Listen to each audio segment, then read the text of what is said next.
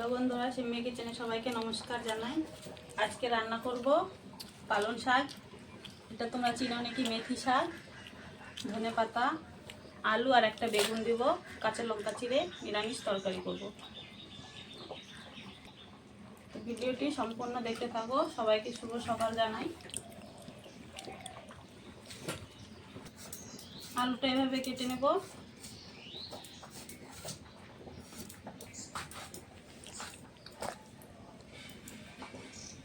আমি বেশি সবজি দেবো না শাকে, একটাই বেগুন দিয়েছি আর একটা আলু। শাকটা আগে বেছে নিয়েছি, ধনে পাতাটা সাইডে রেখে দেবো, ধনে পাতাটা পরে দেব। শাকটা এখন আমি ধুয়ে নেব। শাকটা ধুয়ে নিচ্ছি।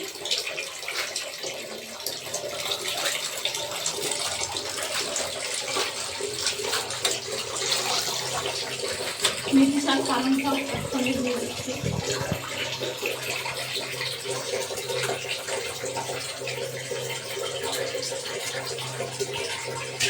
শাকটা ধোয়া হয়ে গেছে, এখন লঙ্কা কটা চিড়ে নেব। শাকের তরকারির জন্য কড়াইতে জল দিয়ে দেবো। একটা আলু একটা বেগুন কেটে রেখেছিলাম, এটা দিয়ে দেবো জলে। কটা কাঁচা লঙ্কা চেরা।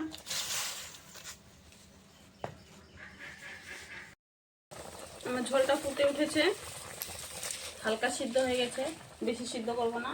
এখন শাকটা আমি হাত দিয়ে ছিঁড়ে ছিঁড়ে দেবো।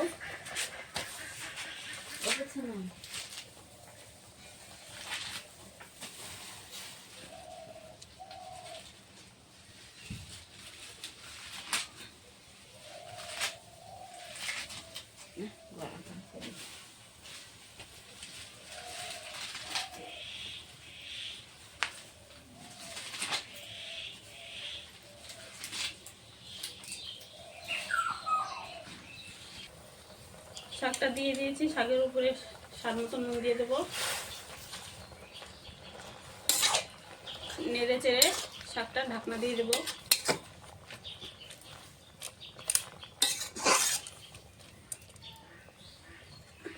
ঢাকনা দিয়ে চাপা দিয়ে দেবো।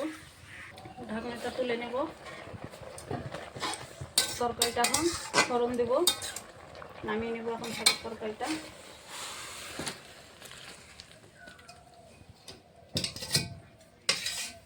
শাকের জন্য এখন দিয়ে দেবো একটু সরষের তেল, বেশি তেল দেবো না।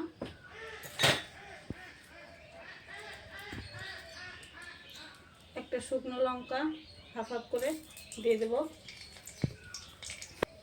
দিয়ে দেবো কটা কালো জিরে ফোড়নে, শুকনো লঙ্কা আর কালো জিরে দেবো।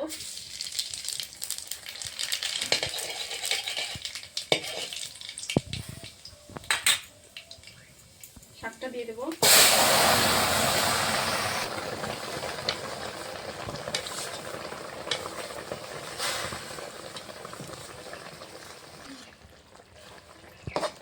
শাকটা এখন আমি ঘোটা দিয়ে দেবো ভালো করে।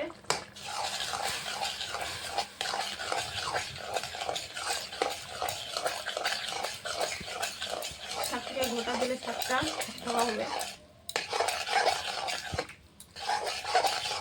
তোমরা কিরকম করে রান্না করো কমেন্টে জানাবো সবাই।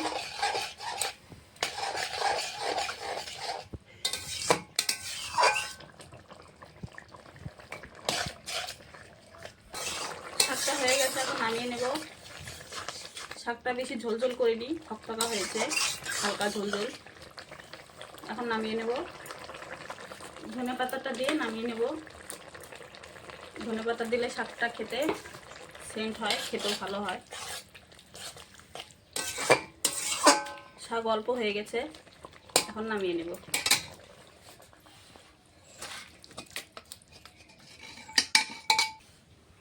শাকের তরকারিটা রান্না হয়ে গেছে। আমার রান্নাটা হয়ে গেছে, এখন খাওয়া দাওয়া হবে। ভিডিওটি সম্পূর্ণ দেখতে থাকো।